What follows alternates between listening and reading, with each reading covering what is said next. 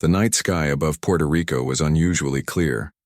Stars sparkled like diamonds against black velvet as Dr. Alan Pierce adjusted his chair in the control room of the Arecibo Observatory. His coffee had gone cold hours ago, but he barely noticed. Something in the data had caught his attention. "That's strange," he muttered, pushing his glasses up his nose. The computer screen showed unusual radio signals coming from beyond Neptune's orbit. At first, Alan thought it was just equipment error. He ran 3 separate diagnostic tests, each confirming the same result. The signals were real. Alan picked up the phone with a slightly trembling hand. "Director Hayes, I think you need to see this." Within an hour, the observatory's main room filled with bleary-eyed scientists. They crowded around monitors, their faces illuminated by screen glow as Alan explained what he'd found. "The pattern repeats every 43 seconds. It's definitely not natural. And it's moving. Fast." Director Hayes frowned. "You're sure this isn't some satellite or space junk?" "Positive," Alan replied. "Whatever this is, it's coming from outside our solar system. And there's more than one signal source, many more. 500 miles away in Houston." Samantha Kelly woke to her phone buzzing at 3:17 a.m. As a senior engineer at NASA, late-night calls usually meant trouble. "Kelly here," she answered, her voice still rough with sleep. "Sam, it's Jake. Need you at HQ immediately. Security clearance Omega." Samantha sat up straight. Omega clearance meant national security. "I'll be there in 20. The NASA emergency conference room was already packed when she arrived. Military personnel outnumbered the scientists, which was never a good sign. A stern-faced general stood at the front of the room. "For those just joining, I'm General Mills. What I'm about to share is classified at the highest level." He nodded to a technician who dimmed the lights and started a projection. 3 weeks ago, our deep space monitoring stations detected these objects. We've been tracking them since. The screen showed bright dots moving against the star field. Samantha squinted at the trajectory data. "They're heading directly for Earth?" The general nodded. "At speeds we previously thought impossible. They'll reach Neptune's orbit by tomorrow." A chill ran down Samantha's spine. The room erupted with questions. "Do we know what they are? Has there been any communication? What's their estimated time of arrival?" General Mills raised his hands for quiet. "We believe they're spacecraft. Very large spacecraft. We've attempted communication on all frequencies. No response yet. At current speed, they'll reach Earth in approximately 6 weeks." Samantha studied the data more carefully. "These readings suggest each object is miles long. That can't be right." "We've confirmed with multiple sources," said a NASA director. "If these are ships, they're unlike anything humans have ever built." In Washington, D.C., Air Force Colonel Greg Howard was escorted through underground levels of the Pentagon he hadn't known existed. His security badge was checked 7 times before he reached the meeting room where the Joint Chiefs of Staff waited.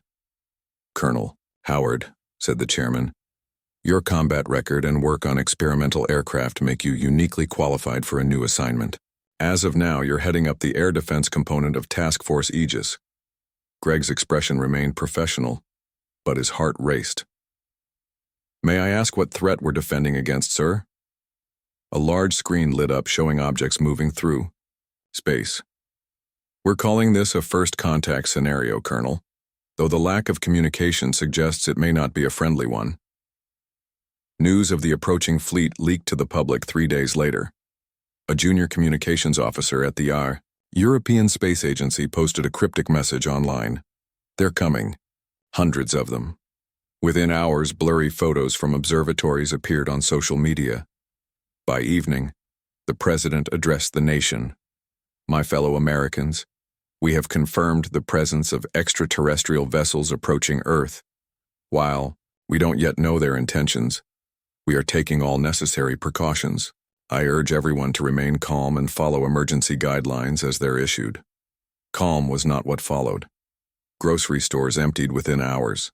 Traffic jammed highways leading out of major cities. Religious groups gathered in public squares, some celebrating the coming rapture, others warning of impending doom. In rural Ohio, Olivia Martinez watched the chaos on TV from her farmhouse porch. Her son Ben sat beside her, his phone live streaming the night sky. "Do you think we can see them from here?" Ben asked, panning his camera upward. "Not yet," Olivia replied.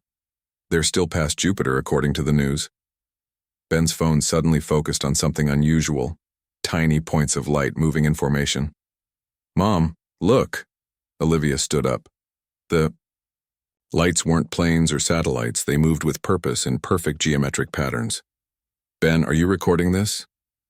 "Yeah, I'm streaming live." His voice shook slightly. "Thousands of people are watching right now." What neither knew was that Ben's video would become one of the first civilian documentations of the alien fleet, shared millions of times over the next hours. The Martinez farm would soon be surrounded by news vans and curious onlookers, all hoping to catch another glimpse. At the Cheyenne Mountain Complex in Colorado, Colonel Howard studied Ben's viral video alongside official military feeds. "They're showing themselves deliberately," he noted. "Why make their presence known like this but ignore all our communication attempts? Psychological warfare, maybe," suggested a strategic analyst. "Letting us see them but keeping us in the dark about their intentions." In the weeks that followed, the world changed. Former enemies formed unlikely alliances. Military resources pooled under united command structures. Scientists worked around the clock, analyzing every scrap of data from the approaching fleet. Dr. Alan Pierce barely left the Arecibo Observatory, sleeping on a cot in his office. The signals had become stronger and more complex. He worked tirelessly to decode them, convinced they contained crucial information. "It's like they're talking to each other, not to us," he told his colleagues. "But there's something odd in the patterns now. They've changed over the past few days." At NASA, Samantha Kelly led a team repurposing satellites and space telescopes into an early warning network. The information they gathered confirmed Alan's observation. Something about the fleet's formation had begun to change. "Look at these vessels here," Samantha pointed to her screen during a briefing. "They were in perfect alignment 3 days ago. Now they're drifting out of position." General Mills leaned closer. "Equipment failure?" "Possibly. Or deliberate maneuvers.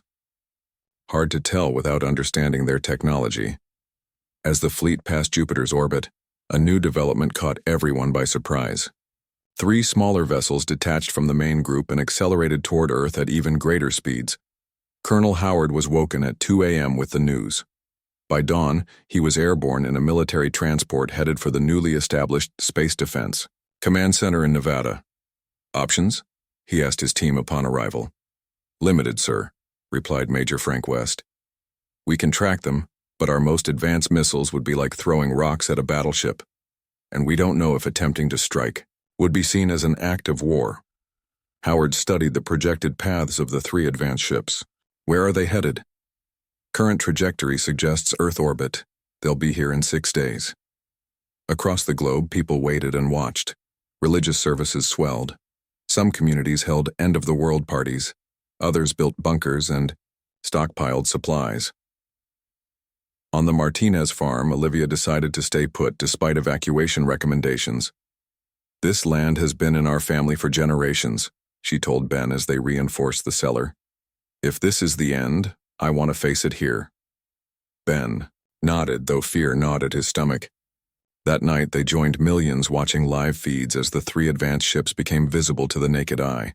Bright points moving across the night sky, growing larger each hour. In Arecibo, Alan made a breakthrough. "These signals," he explained excitedly to his team, "they're not communications, they're navigation data, and look, there are errors creeping in.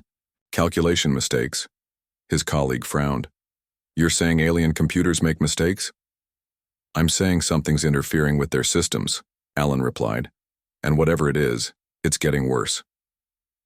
As the advanced ships reached the moon's orbit, humanity held its collective breath, waiting for first contact or first strike. Military forces worldwide stood at highest alert. Emergency broadcasts played on continuous loops. The fate of Earth hung in the balance. No one expected. What happened next? The 3 advanced alien ships hung in Earth's orbit like massive dark clouds blocking the stars. For 5 days they made no move, sent no messages. They simply watched. The main fleet continued its approach, now passing Mars's orbit and heading toward Earth with steady determination. Colonel Greg Howard paced the floor of the Space Defense Command Center, sleepless for nearly 48 hours. The wall screens showed live feeds of the alien vessels from various satellites and telescopes. "Still nothing?" he asked, though he already knew the answer. Major West shook his head.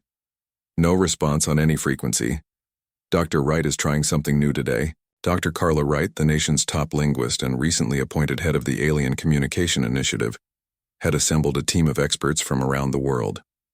In a converted NASA lab, they worked tirelessly on new ways to establish contact. "Light patterns this time," Carla explained to her team. "If sound waves don't work, perhaps visual signals will." They aimed powerful lasers at the nearest alien ship, flashing mathematical sequences that represented basic principles of physics, things that should be universal across any advanced civilization. Hours passed. Nothing. "Try the prime number sequence again," Carla suggested, rubbing her tired eyes. As her team adjusted the lasers, Carla stepped outside for fresh air. The night sky looked wrong with those huge ships, visible even to the naked eye. She wondered what they were waiting for. At the Arecibo Observatory, Alan Pierce continued analyzing the strange errors he'd found in the alien navigation signals. He'd barely slept in days, surviving on coffee and the brief naps his colleagues forced him to take.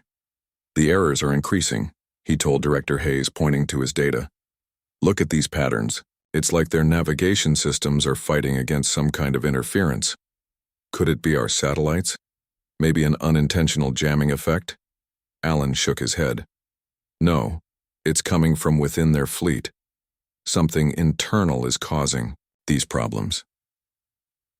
In Houston, Samantha Kelly oversaw the emergency defensive network her team had created. Repurposed satellites now formed an early warning system that monitored every movement of the alien vessels. "Activity detected," called out a technician. "The main fleet is changing formation." Samantha rushed to the screen. The massive alien armada, once arranged in a perfect arrowhead formation, was now shifting. Some ships accelerated, others slowed. The precise pattern was breaking apart. "Get me Colonel Howard," Samantha said urgently. "He needs to see this." On the Martinez farm in Ohio, Olivia and Ben emerged from their reinforced cellar to check the news. Their property had become an impromptu gathering place for neighbors seeking community in this time of crisis. About 20 people now camped in the fields, sharing resources and information. "Anything new?" asked Mrs. Gomez from the neighboring farm. Ben checked his phone, which somehow still had internet connection. "The big ships are acting weird. Look." He showed them live footage from a news helicopter. The alien vessels were visible in the night sky, their formations dissolving into chaotic arrangements. "Is that good or bad?" someone asked. Olivia shook her head. "I don't know, but it's definitely different." At the United Nations in New York, an emergency session ran non-stop. World leaders had gathered in person or via secure video links to present a unified human front. Military forces worldwide had been placed under joint command for the first time in history. The Secretary General addressed the Assembly. "We face an unprecedented situation. These visitors have shown no hostility yet, but their silence speaks volumes. We must decide our next move carefully." Debate raged over whether to attempt a preemptive strike using experimental orbital weapons platforms. Some nations pushed for immediate action, arguing that the aliens' chaotic movements might indicate preparation for attack. Others counseled patience. Colonel Howard was called to testify via secure link. The changing formations could mean many things, he explained to the Assembly, but firing first would eliminate any chance for peaceful resolution. After hours of heated discussion, a compromise was reached. Earth would make one final united attempt at communication. If that failed, defensive measures would be authorized. Dr. Carla Wright was chosen to craft this message. She worked through the night with her team, creating a communication that combined mathematical principles, basic language elements, and visual components. all designed to be understood by any intelligent species, regardless of their perception methods. The next morning, the message was transmitted simultaneously from every major communication array on Earth, directed at both the advanced ships in orbit and the approaching main fleet. For the first time, something happened. The three advanced ships changed position. They moved into a new formation, aligning with specific points above Earth's surface, one over North America, one over Asia, and one over Europe. "They're responding," Carla whispered, watching the live feed in her lab. "But what does it mean?" The answer came within hours. Small objects detached from each advanced ship and descended toward Earth. Military jets scrambled to intercept, but the objects moved too fast, entering the atmosphere with precision. Colonel Howard watched tensely from command center monitors as the objects approached major cities. "Weapons?" he asked. "No heat signatures consistent with explosives," reported Major West. "They appear to be probes of some kind." The objects landed in open areas outside Washington, D.C., Beijing, and Berlin. No explosions followed. Instead, each device opened to reveal what seemed to be scientific equipment. They began collecting air samples, extracting soil cores, and recording data about Earth's environment. Samantha Kelly examined the footage from Washington. "They're studying us," she said over the video conference with Colonel Howard and Dr. Wright. "But why wait until now? They could have sent these probes weeks ago." "Maybe they needed to verify something first," Carla suggested. "Or perhaps they've only just decided we're worth studying." Alan Pierce contacted them with his latest findings. "The navigation errors are getting worse," he explained. "And now I'm detecting new signals, internal communications between ships that show signs of conflict." "Conflict?" Colonel Howard asked. "You mean they're fighting among themselves?" "Not physically, but there seems to be disagreement. Different signal patterns competing for dominance. It's like two factions sending contradictory commands." 3 days after the probes landed, they suddenly activated return protocols. All three devices sealed themselves and launched back toward their parent ships. Military forces were ordered not to interfere. "Let them go," Colonel Howard instructed. "We need to see what happens next." What happened next shocked everyone. The moment the probes returned to the advanced ships, frantic activity erupted throughout the alien fleet. The main body of ships, now just days from Earth, suddenly began emitting massive energy signatures. "They're powering up something big," Samantha reported, her voice tight with tension. "Possibly weapon systems." World leaders convened again. This time the debate was shorter. The experimental defense platforms were activated, ready to deploy if the aliens made any hostile move. But then, something unexpected happened. The advanced ships abruptly changed course, not toward Earth, but away from it. The main fleet's orderly approach dissolved completely. Some ships accelerated, others reversed direction. The perfect formation was now total chaos. Alan Pierce burst into the observatory's main room, waving printouts. "Look at these readings. Their navigation systems are failing completely. And those ships that just changed course, they're experiencing some kind of internal energy fluctuations." On the Martinez farm, Olivia and Ben stood with their neighbors, watching the night sky. The alien ships were visible as moving points of light, no longer in formation but scattered across the heavens. "They're leaving?" Ben asked, confused. "Just like that?" No one had an answer. Across the globe, people watched in bewilderment as the alien fleet that had terrified Earth for weeks began to disperse in all directions. Some ships drifted aimlessly. Others accelerated out of the solar system. At Space Defense Command, Colonel Howard received urgent news. "Sir, we're picking up signals from the alien vessels. Actual communication attempts." For the first time, the aliens were trying to talk to Earth, but their messages were garbled, fragmented, and made little sense. The only clear patterns were repeated sequences that Dr. Wright tentatively identified as distress signals.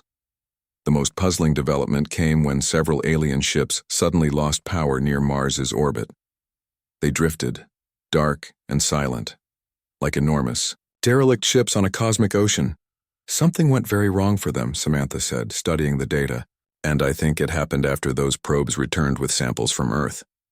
As the world watched in confusion and cautious relief, the once mighty invasion force continued to disintegrate before their eyes. The question on everyone's mind was the same: what happened to the aliens, and would humanity ever discover the truth? 2 weeks had passed since the alien fleet began its strange retreat. What started as celebration across Earth quickly turned to cautious curiosity. The threat seemed to have passed, but the mystery remained.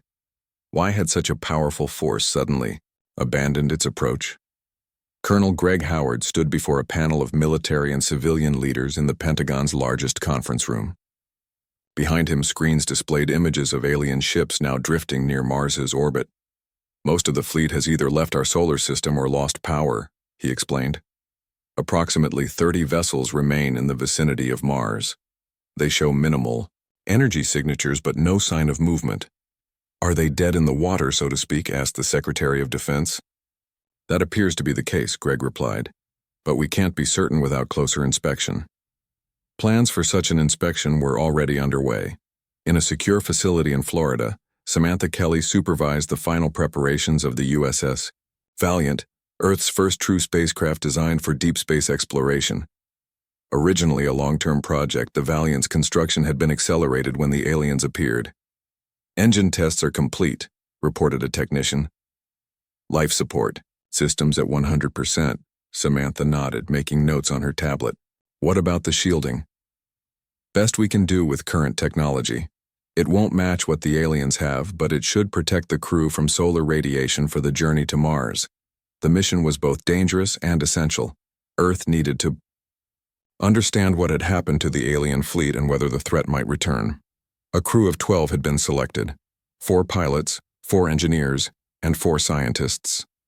Among them was Lieutenant Diane Collins, a brilliant young Air Force officer who had volunteered immediately.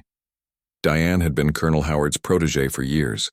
He had tried to talk her out of the mission, concerned for her safety, but her mind was made up.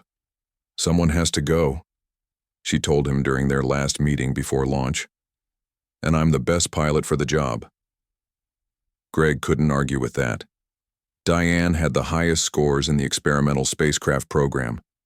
If anyone could navigate the Valiant safely to Mars and back, it was her. Just come back in one piece, he said, offering a rare hug. That's an order.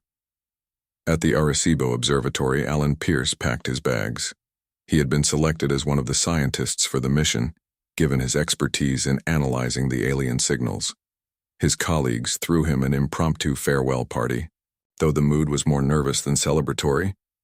You'll be the first human to see an alien spacecraft up close, said Director Hayes, handing Alan a small flask of whiskey. Take notes. Alan smiled weakly.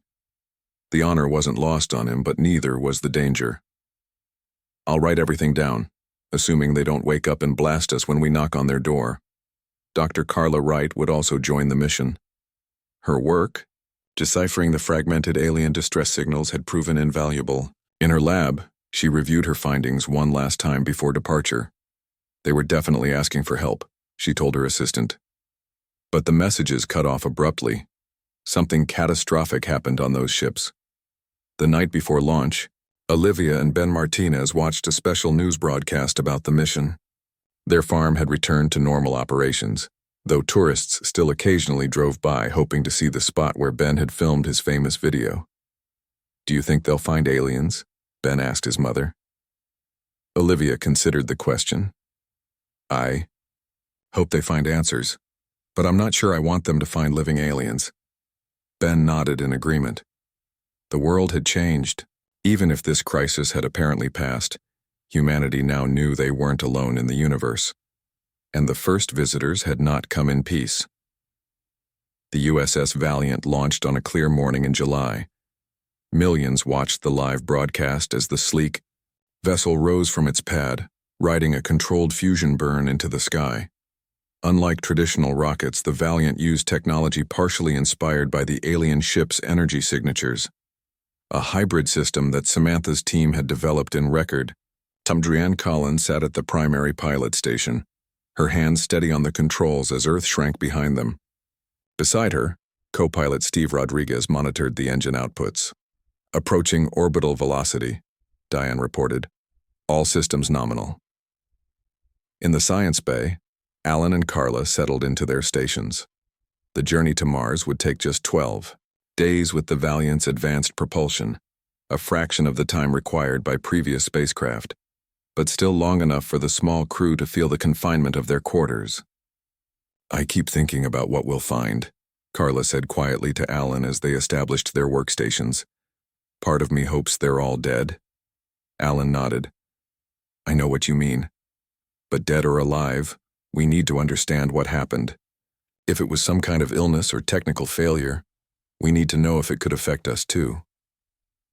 The journey passed with remarkable smoothness. Each day, the crew sent reports back to Earth. Each night, people around the world watched the distance to Mars shrink. Global prayers and well-wishes flooded social media. Never had humanity been so united in hope and curiosity. On the 10th day, they received the first clear images of their targets. The alien vessels hung in space near Mars, dark, except for occasional flickers of light from within. Their massive size became apparent as the Valiant approached. Each alien ship was larger than the largest aircraft carrier on Earth. "My God," whispered Steve as the main view screen displayed the closest vessel. "It's a city in space." Diane adjusted their course, bringing the Valiant into a parallel path with the nearest alien ship. No reaction to our approach. They either don't see us or don't care. In the science bay, Alan's instruments detected faint energy readings. There's still power, but barely, like emergency systems running on backup. Colonel Howard watched from Earth, along with Samantha and military leaders from around the world. The live feed from the Valiant showed the alien ship in stunning detail, a massive structure of unknown metals, with no clear windows or openings. Where would they even enter? "That thing?" someone asked. The question was answered moments later when Diane reported movement on the alien vessel. A section of the hull slid open, revealing a cavernous bay. "It's a docking area," she said, her voice tense. "And I think they're inviting us in." The mission parameters hadn't accounted for this possibility. After hurried consultation with Earth, the decision was made. A small team would investigate the opening while the Valiant maintained a safe distance. Diane, Alan, and Carla volunteered for the excursion team, along with security officer Jack Nelson. They boarded a smaller craft, little more than a pressurized pod with maneuvering thrusters, and slowly approached the opening. "No signs of active weapons," Jack reported, scanning the alien ship. "But stay alert." As they neared the entrance, lights activated inside the bay, illuminating a vast space that could have held dozens of vessels their size. "They know we're here," Carla said. "These lights turned on for us." The pod crossed the threshold into the alien ship. Artificial gravity gently took hold, allowing them to land softly on the bay floor. Readings showed breathable atmosphere, though protocol demanded they keep their suits on. Proceeding with caution, Diane reported back to the Valiant. "The bay is pressurized, no movement detected." They exited the pod, the magnetic boots of their suits clicking against the metallic floor. The scale of everything was slightly wrong. Doorways too tall, corridors too wide for human proportions. Alan recorded everything with his equipment. "The architecture suggests beings larger than humans," he noted, "maybe 7 or 8 feet tall." They moved deeper into the ship, following corridors that lit up as they approached. The design was organic, with flowing curves rather than sharp angles. Despite the alien aesthetics, they recognized equivalents of human technology: control panels, data displays, transportation tubes. Then they found the first alien.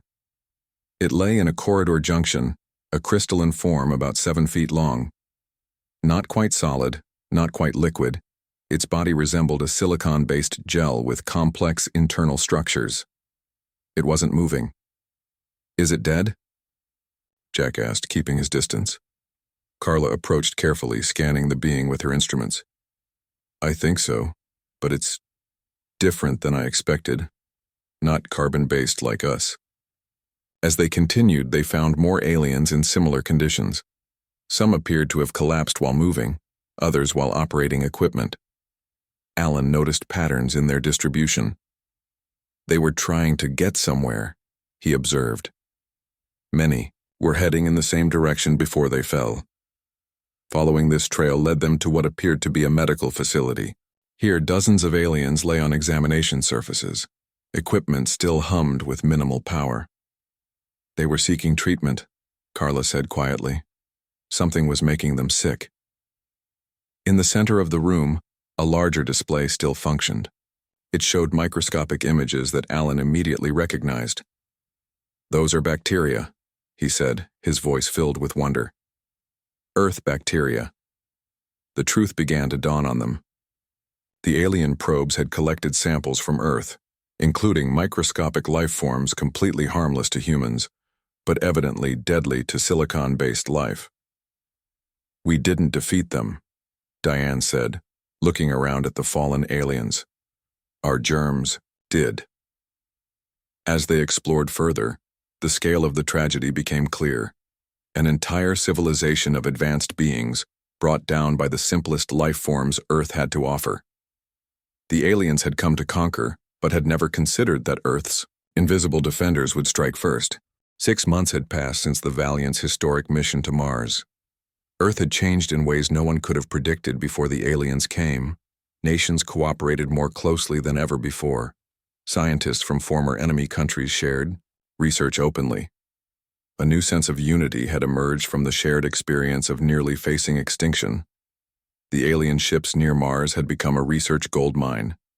3 more missions had followed the Valiant, each bringing back valuable technology and information. Earth's technological progress leaped forward decades in mere months as engineers began to understand and adapt the alien innovations. In a high-security facility beneath the New Mexico desert, Colonel Greg Howard led a team studying the aliens' weapon systems. Though the invaders had never fired a shot at Earth, their vessels contained destructive capabilities beyond human imagination. The energy output from just one of their smaller cannons could level a city, Greg explained to visiting government officials. "They could have wiped us out without ever entering our atmosphere." "Then why didn't they?" asked the senator. "According to Dr. Wright's translations, they wanted our planet intact. They planned to colonize Earth after eliminating human resistance." In another section of the facility, Samantha Kelly oversaw the reverse engineering of alien propulsion technology. Her team had already built a working prototype based on the visitors' designs. "We'll have spacecraft capable of reaching nearby stars within a decade," she told her engineers, pride evident in her voice. "What would have taken us centuries will now take years." Dr. Carla Wright had become the world's foremost expert on the alien language and culture. After months studying the data retrieved from the ship's central computers, she had pieced together the invaders' history. "They called themselves the Nalvari," she explained during an international conference. Their civilization spanned hundreds of star systems. They had been conquering worlds for thousands of years. The screens behind her showed translations of alien records, star maps marking conquered planets, military logs detailing subjugation of other species. Earth was just one target in a massive campaign. According to their records, they sent similar fleets to at least 7 other worlds with developing civilizations. Dr. Alan Pierce had made perhaps the most important discovery of all. Working with biologists and medical researchers, he had identified exactly how Earth's bacteria had affected the silicon-based aliens. "It wasn't just any bacteria," Alan explained, as he led a tour through his laboratory. "It was a common soil bacterium found nearly everywhere on Earth. To us, it's completely harmless. To the Nalvari, it was deadly." Under powerful microscopes, he showed visitors how the bacteria interacted with samples of alien tissue. The bacteria somehow disrupted their molecular structure. It was like acid to them, dissolving them from the inside out. Lieutenant Diane Collins had received the highest military honors for her role in the Mars mission. Now she trained new pilots to operate spacecraft incorporating alien technology. Earth's first true space fleet was taking shape, with Diane as its most experienced. "Commander, we're not just studying their technology," she told her trainees. "We're improving on it, making it our own." The most remarkable aspect of the alien encounter's aftermath was how it had changed humanity's view of itself. For centuries, people had imagined alien invaders would have overwhelming advantages. Yet in the end, Earth's greatest defense had been its most humble life forms. On a warm autumn day, Olivia and Ben Martinez visited the National Memorial in Washington, D.C. A new monument had been added, a simple sphere of black granite with a microscopic image of the bacteria that had saved humanity carved into its surface.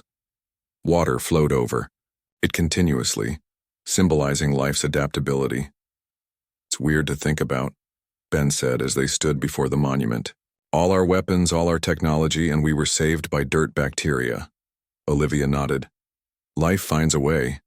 That's what your science teacher always says, right?" As they walked through the memorial gardens, they passed displays explaining the Nalvari invasion and Earth's unexpected defense. Visitors from around the world read about how the aliens' own actions had sealed their fate, their probes collecting the very bacteria that would destroy them. In orbit above Earth, the International Space Defense Station neared completion. Built using both human and adapted alien technology, it would serve as humanity's first line of defense against any future threats. Samantha Kelly supervised the final construction phases from a control room in Houston. "Solar arrays at full capacity," reported a technician. "Defense systems online and operational," Samantha smiled. "Begin power transfer to the detection grid." On her screen, a network of sensors extending beyond Pluto's orbit flickered to life. If another alien fleet entered the solar system, Earth would know immediately.